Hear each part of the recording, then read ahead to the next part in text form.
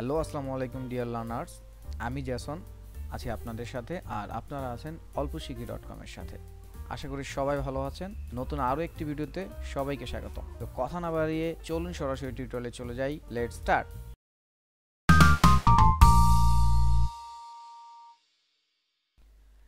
এবার আসি হচ্ছে কমপ্লিমেন্টারি কালার।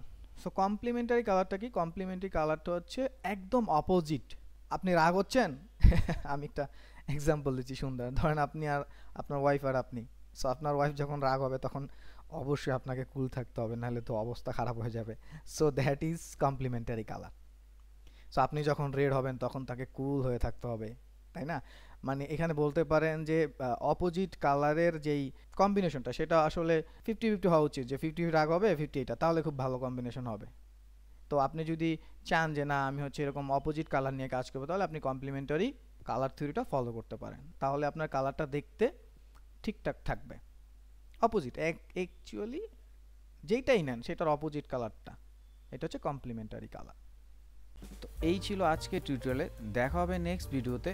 ততক্ষণ পর্যন্ত ভালো থাকুন, সুস্থ থাকুন এবং প্র্যাকটিস করুন। আর ভিডিওটি ভালো লাগলে অবশ্যই লাইক, কমেন্ট, শেয়ার এবং সাবস্ক্রাইব করবেন। আল্লাহ হাফেজ, আসসালামু আলাইকুম।